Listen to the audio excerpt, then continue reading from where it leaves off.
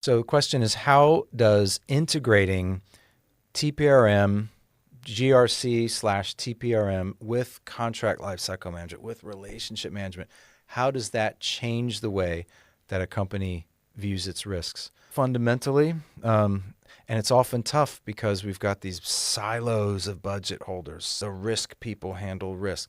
The legal related people handle legal. The vendor managers handle those relationships. And with different budget lines, it can be difficult to do something in a holistic, joined up way. There might be something to overcome there. And it doesn't just happen because it's a good idea. But when it does happen, you've got this very liquid, very transparent, joined up way of doing business that cover bases. For example, there's a new risk situation that's detected thanks to the TPRM GRC team. If that can flow right into, here's an obligation to control it. Not it's a good idea, but it's an actual obligation that supplier signs up for. Here is where that's going to land right in the flow of governance that SRMs do. And they can see it and they're aware of it. Great. Whilst discussing things that we can do together, innovation, ideas, etc. There might be rewards that should come to a supplier that should find their way into the contract, incentives. There might be controls that we didn't think of while thinking of the risk, but that came up in a business review. And if it's not easy, it's just not going to happen, right? This is what we find most of the time. Very busy people are supposed to have a side of desk capture of risky situations, of changes to the contract, but in reality, we hear them saying, this is such a pain to change this thing. Let's just avoid it. If I never feed that downstream GRC system, no one will be the wiser, and I'm busy. I already got too much to do. So it must be so simple. It must be right-click away type things. It's got to be easy, and it's got to be connected in data so we can see, in this meeting, we captured that risk. In this meeting, we agreed for that change. When we changed the contract, we governed it this way in future.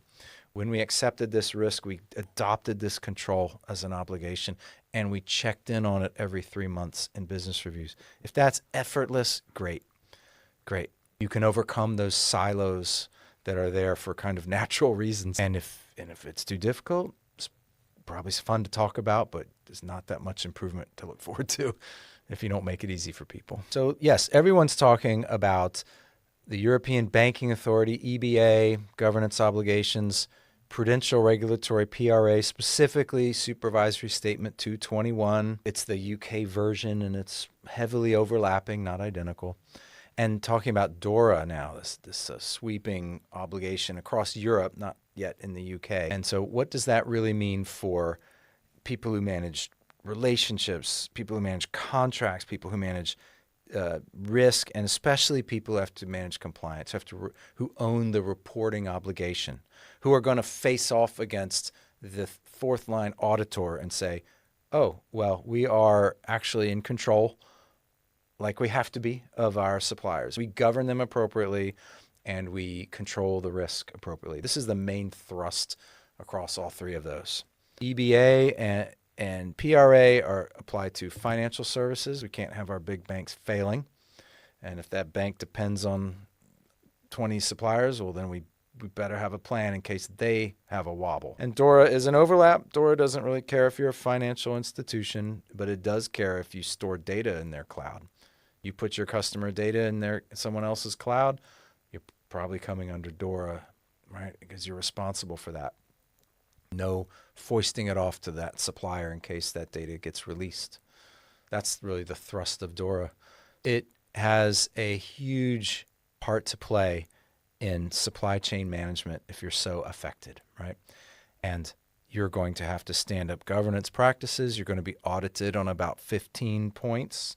At a certain level, it's about 15 audit controls under EBA and PRA. Overlapping, but somewhat different ones, or more in-depth for the cyber end for DORA.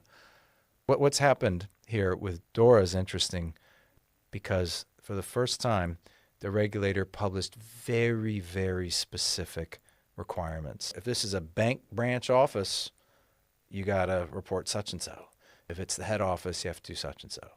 If this is a intra-group agreement, it's one thing. If it's an external agreement within that supplier, it's a different thing. And some of it's about completeness of data. validation, correct data, and then which data depends on all those and many more things.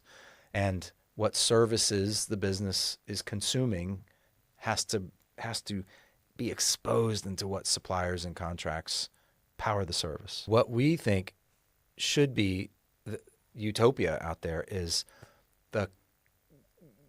our user, let's say, doesn't care.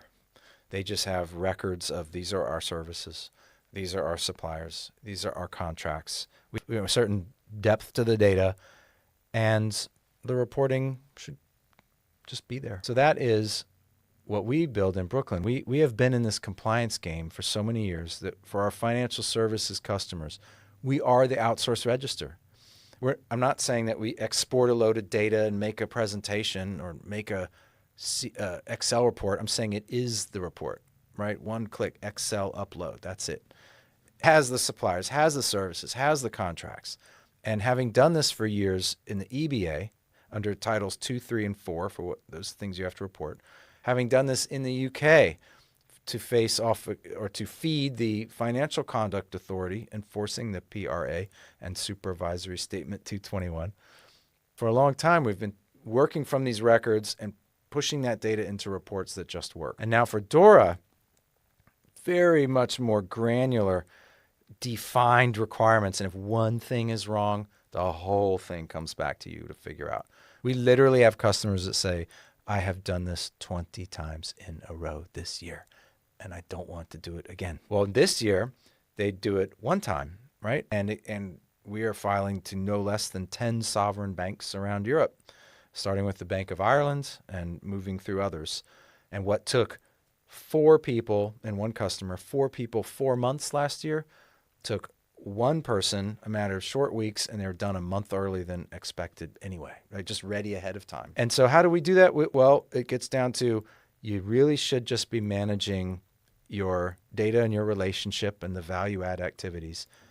And then all this goes through a layer of, well, if we're headed to EBA, there's this shaping of the data, this pipelining and validation.